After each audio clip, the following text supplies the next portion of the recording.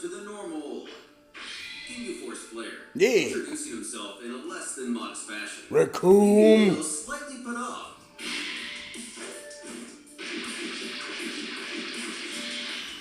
Oh. As the Namekian gets put to the ground, the brute looks down at him, asking if he wants some more. Not taking any time to get back to his feet, the elite warrior shocked, as he's not accustomed to his foe's recovery from his attacks. Oh.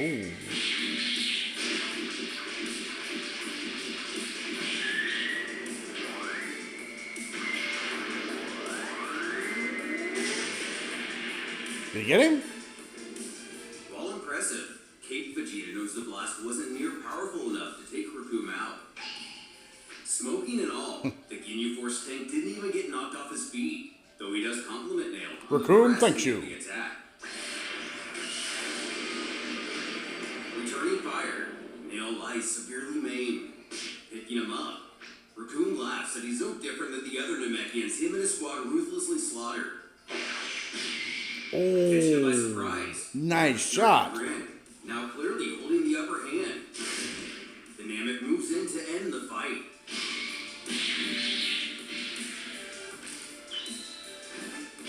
Brutally stopping his enemy. Nail wins after a 30 count. Wow, such extreme violence isn't normally in his nature. He's out of energy and knows he can't take any chances. With our universe, Vegeta explains his saltiness to the snail fellow for not helping him back on Namek. To Piccolo's awkward silence. Echoing through the stadium are the names of the next competitors. Trunks from Universe 12 and Cooler from 8. Taking their places in the fighting area, the time traveler notes the irony of the situation. Informing Cooler, he's the only member of the Frost Demon family he hasn't yet killed.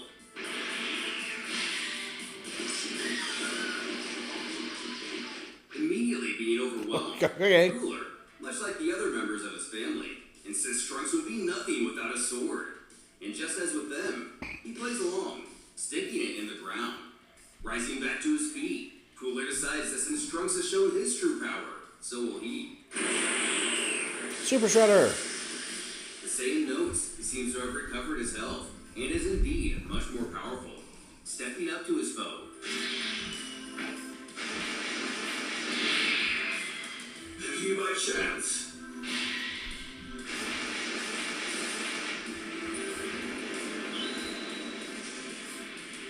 Barrier? Luckily, the audience is protected by a barrier. Yeah, that's what I thought. With his back turned. Laughing at Cooler is just like Cold and Frieza. He questions if he's out of dirty tricks. Sheathing his weapon, Trunks scoffs that he's not even worth killing, and is declared the winner. It's then announced, as the ring is restored, the next bout will consist of King Vegeta of Universe 10 and our Vegeta of the 18th. Noticing the prince in deep thought, Gohan questions if he doesn't want to fight against his own father, not realizing that evil Spock over there is actually Vegeta himself, which Trunks clues him in on. However, he could care less about who he fights. It's all filler until he gets to come face to face with Kakarot anyway. Hearing the lack of king before his opponent's name, the primal Vegeta demands to know what happened to his title, who quips at home he has no one to reign over. Dashing, Bizarro Vegeta now realizes that brat who insulted him Bizarro earlier must be his Vegeta. dead son. Putting a stop to his nonsense rather quickly, with a boot to his back, our Vegeta admits that Trunks' mother didn't educate him on manners well, declaring his opponent is powerless without the likes of Frieza to rebel against, before cutting a bit deeper, scoffing that this man is no more than a husk of what he himself would be had he stayed on a pathetic planet bearing his name. Looking towards the other he acknowledges that he would be just as primitive had he not found inner peace on Earth. Furthermore, he thanks his alternate self for only confirming that he would look ridiculous to grow a beard like his father, perhaps just a moustache instead. But King Vegeta has had enough of this insolence, generating a ball of energy and pointing out his adversary's tail is missing. The retired king shouting for his comrades to shield their eyes, as to not wreak havoc on the entire stadium. Burst open and mix. Tossing it to the air, he unleashes an artificial full moon. King Vegeta snapping at Raditz and Nappa to cover their eyes as well. And with a few heavy thuds of the heart, King Vegeta reveals his grade 8 form, proving to have just as much control as regular Vegeta. He heartily announces that no one can defeat the King of Saiyans. And with a single hit, statement is proven incorrect, as it seems the prince was to put an end to this joke of a battle. The old man hearing, "You can open your eyes!" We find the fight is over. King Vegeta naked and disgraced in front of his own people, while his minions grovel at the thought of their sire losing. The former king now realizes the participants of this contest are much more powerful than they had anticipated. Over the PA, the Vargas then usher Bardock of the 10th universe and Pan from R18. And the loss of their king won't let that get in the way of the original Saiyan Renegades fun. Taking center stage, Bardock is put off by the idea of fighting some little brat, but said brat is elated to see her great-grandfather. The king awakens from his slumber just in time to witness the match. Though confused in the fact that he lost, his men try to reassure him that he only lost against himself, to be fair. Confident Bardock will reclaim their honor. But that doesn't seem to be the case, as Pan goes in to hug her elder. The Saiyans don't know how to deal with affection very well, and the others can only look on and disbelieve. Using a classic Goku combo, it's not long before Bardock surrenders, prompting the king to stand, announcing they're leaving. Walking through the gate, he demands the Vargas take his people home, who frantically request they stay for the finals, or at least allow them to heal their wounds. But King Vegeta has had it, done with the humiliation, when the alien is then approached by Nail, informing they too are leaving. Arguing but they won their match, he's resolved his people won't get very far. As the PA echoes through the crowd, informing the arena of the forfeiting contestants, and the victory of Pan, it's time for Kakarot of Universe 13 and Cat from Universe 6. Thinking aloud, he figures this will be a pretty quick match. Then according to the bracket, it should be either Trunks or Vegeta, only hoping the latter isn't as powerful as the one from his universe. Meanwhile, Cat's teammates cheer her on. Zanya mocks as she can't stand how bubbly these stupid girls are. Bojack suggesting they unalive them once they get back to their native realm. Jumping into the fighting area, she seems to lose herself a bit, not realizing the ring has increased gravity, roughly 10 times what she's used to.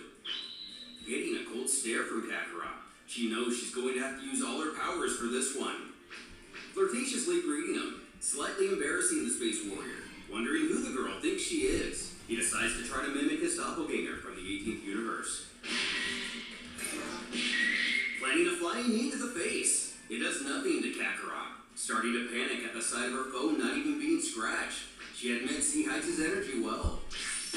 Backing away, Kat sees she can't win by traditional means. Not wanting to use this method, she has little choice. Committing a pheromone attack, the fumes make their way to Kakarot. His spandex getting a little bit tighter.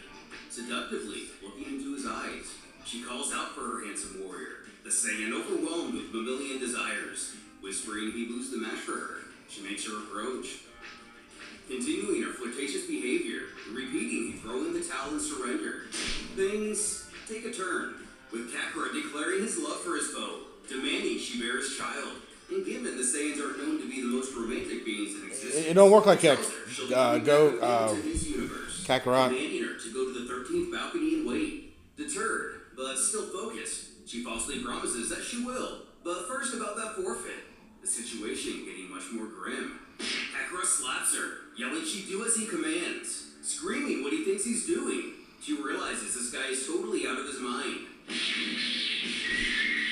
Cat wisely gives up the match, reeling back once more. He stopped.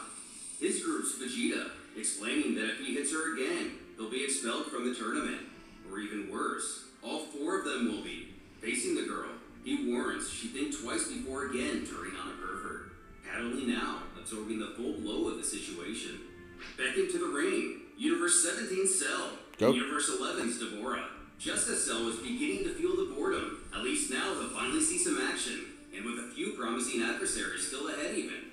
Drawing the bracket in the dirt, our Vegeta deduces that first he'll have to beat down Trunks, much to the concern of his son, who's informed it's actually the other Trunks. He will then have to face the winner between Pan and the other Kakarot, cheekily requesting Pan lose her next match, or he'll have to hit her, which she calls a threat, but actually, it's just the reality of the situation. Trunks and Gohan playfully urging the prince to cut it out, as the fighters take their places, ready to show everyone what the demons are about. The bird gonna put that tool on that.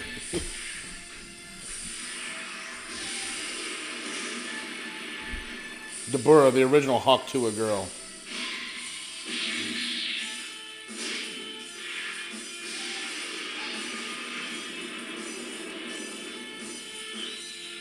Laughing at the gullibility of the Demon Lord, Deborah can't believe Cell's reflexes could. Yeah, didn't they say in the Boo Saga that Deborah's like right on par with Super Perfect Cell? Gohan was lax, and that's why he was having so much trouble. Cell admits his foe is also probably the strongest fighter he's ever faced, but he pompously responds, "Of course he is." In the audience, Goku wonders why Cell didn't bother getting any stronger. Even Gohan can sense he's at the exact same power as he was at the beginning of the Cell games. But Vegito thinks it's impossible. He didn't manage to improve himself after nearly 30 years. Commenting on his Demon King counterpart, Piccolo believes Deborah's power is the same as well, but he never seemed like the training type anyway.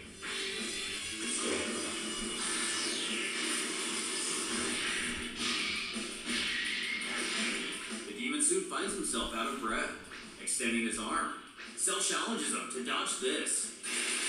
Frieza's death beam to the ire and shock of the Space Lord.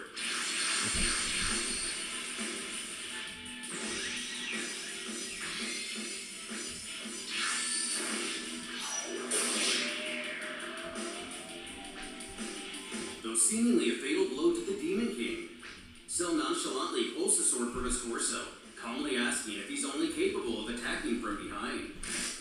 Turning to him, he breaks the blade, affirming he can't be killed with such weapons. But Deborah argues that with a sliced open body, how much longer does he intend to last? Good as new, the Lord of Darkness may have bitten off more than he can chew. Screaming to know how he put himself back together, Cell wastes no time. Two fingers. Firing Piccolo's Makanko Sapo. Macaca Kos. Below, Raditz Special beam cannon. He was hit by such a simple technique. Theorizing he may have intentionally let it hit him, but moving in closer, we can see that's definitely not the case. But the demon is determined to end this now, spitting at Cell. As the android begins turning to stone, he screams at his enemy, demanding to know what he's done. Laughing, Deborah confidently states the fight is over. With few options and even less time remaining, Cell grabs the sides of his face, throwing a smug smile, the demon looking on, wondering what he could be up to. When he rips off his own head, confusing even the likes of the Lord of Demons. As Cell and his solidified body plummet to the ground, we know this isn't the end. However, Deborah is bewildered why the insect would choose suicide, looking to the sky. Cell quickly regenerates his body once more, with nothing left in the tank. The match is finally over. Gohan actually surprised to see the demon lose to Cell, but Piccolo notes it's his regeneration that was the deciding factor. Yeah. And Cell is actually quite weaker than he was during the final standoff with Gohan. But using his Namekian hearing, the villain eavesdrops on this. Satisfied, he was able to hold his power to exactly what it was during the Cell games, as he wonders how they possibly defeated him in their world, believing he's surely superior to Son Gohan. Regardless, he soon declared the winner by a 30 count. Immediately after, Pan from Universe 16, aka Vegito's universe, not ours, against Bojack of the 6th. Excited to get in the ring, her father stops her, telling his child he knows this fighter, and he's an incredibly cold-hearted and ruthless warrior, having no doubt he's stronger than Pan. But shouting she refuses to give up, that's not what he's asking. Merely pressing she be extremely careful. Taking her place, Bojack scoffs. This battle will end. Shut up, Bojack. Realizing she truly is going to have to give it her all. Our Pan appears baffled that her counterpart is able to transform.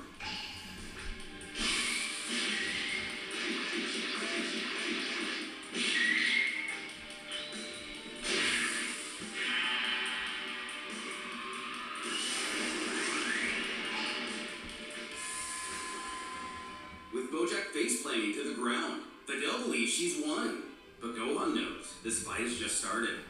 Grasping at the dirt, the sinister brute rises to his feet, furious. His lackeys commenting on how this little one, referring to Pan, is going to get a glimpse of their leader's fury. Well, there it is.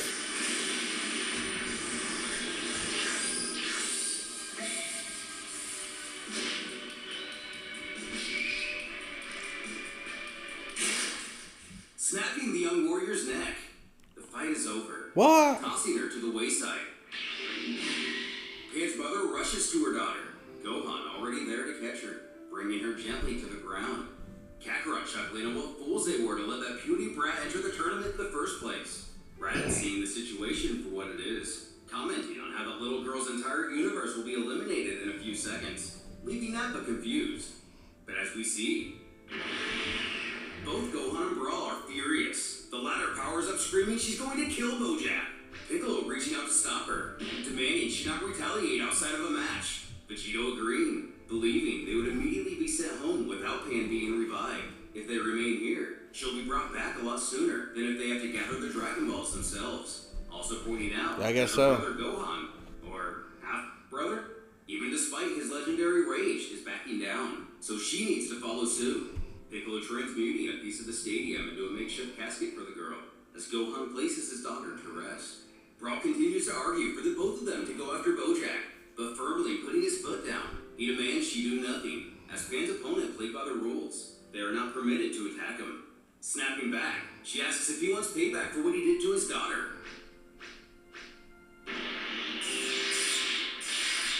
And of course, That's a Pan yes. can barely contain his aggression. As his power swells, everyone in the surrounding area can feel his ki. Super Buu noting he's not even a bit weaker from the day the two of them squared off. Staring down his sister, he demands if she must, take her anger out on him, but do not by any means risk their participation in Pan's resurrection by doing something so stupid and rash. It's not until now she finally calms down. Our Pan peering in a couple of groups over, turning to her father proclaiming she would like to drop out of the tournament now. After all, that other Pan was a lot stronger, and she still lost. Gohan reminding she could be that powerful too, even learn how to transform. After all, the two of them are identical. Brawl piping up that she and her doppelganger aren't the same at all, given their deviating fathers, believing she could never become a Super Saiyan herself. Vegeta arguing that she probably could if she trained more. And, to his further disappointment, she also comments that she doesn't dig that hairstyle anyway, not to mention becoming all muscle and no brains like Goku and her father isn't exactly on her wish list. Not far away, Bob No brain like me. the loss of the young girl, comparing it to the loss of Deborah, and they don't see him complaining about it. Boo asking if he's dead, if he can eat him. Though below, out of the field of view, the Demon Lord Koff said he's still alive. Just then, the next participants are ushered to the stage. Tapion of Universe 3, and Karakuro native to 10.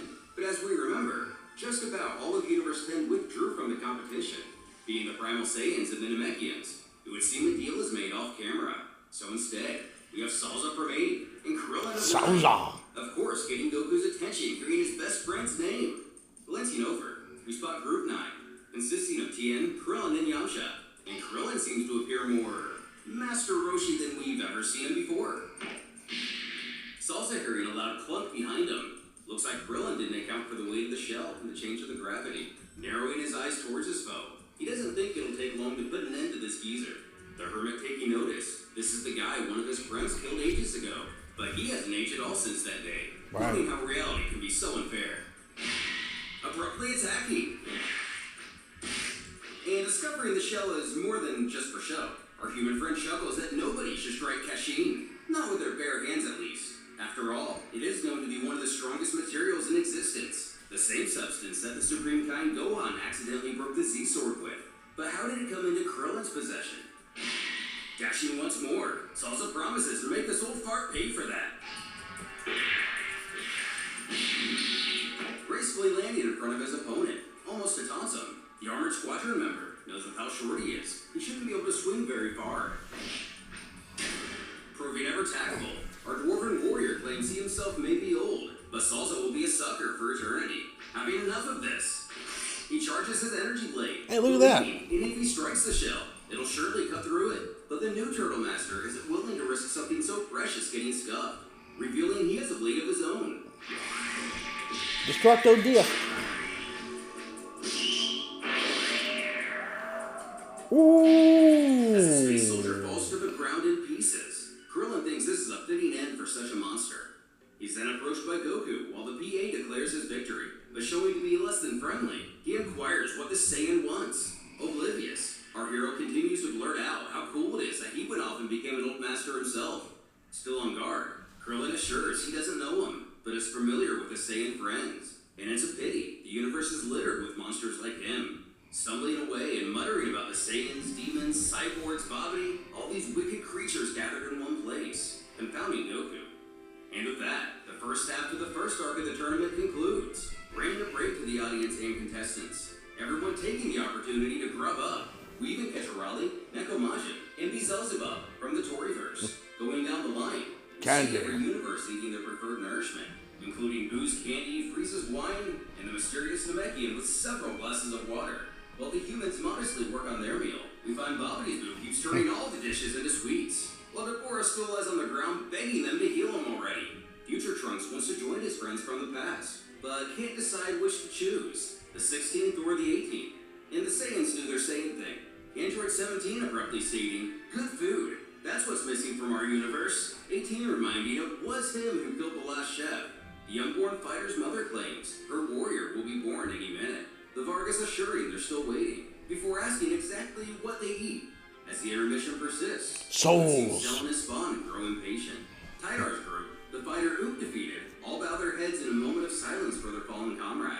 Broly just chills, and even the crowd gets refreshments. Piccolo asks Vegito who he thinks will be the last man standing, which of course Vegito believes that to be himself, further questioning if nobody here intimidates him, not even Super Boo. And while Vegito knows he'll be a challenge, against himself though, when Brawl chimes in wondering if Broly will be an issue, as he was making a fuss about him earlier. With a mouthful, the fused fighter admits that Broly's power must have been growing constantly for years now, and he's probably the one with the biggest power here. But there's little doubt he'll end up attacking the audience or the other participants and get himself disqualified.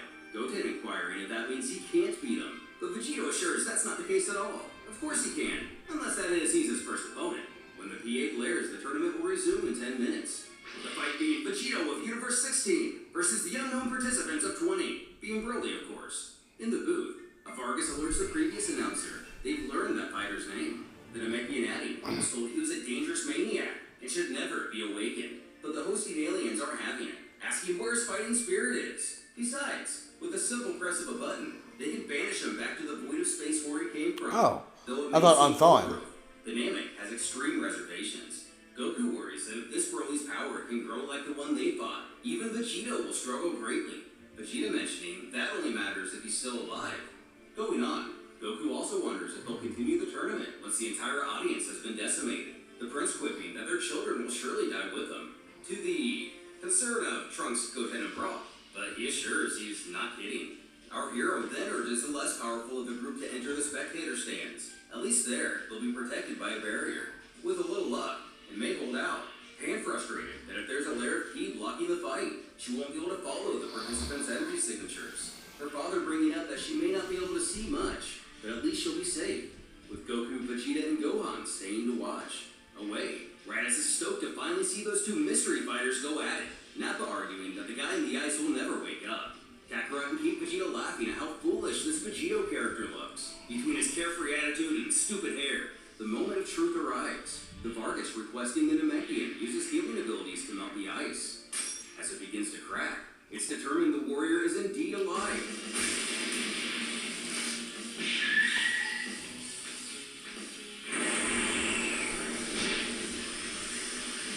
Rat row. It must be stopped!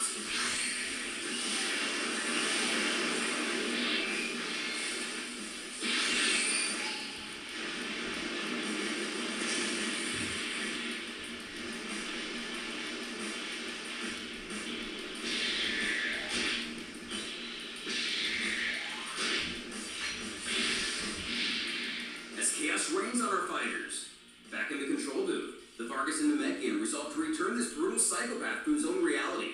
Pressing down on the button, nothing happens, as they realize there must be some sort of malfunction in their technology. But this is no mechanical error. Super Boo took it upon himself to keep Broly in this realm, believing it would be a shame such a fight couldn't take place, because a little birdie got cold feet. During his rampage, Broly spots Goku, as he rushes our hero screaming his name. We'll have more next time. It's getting good now.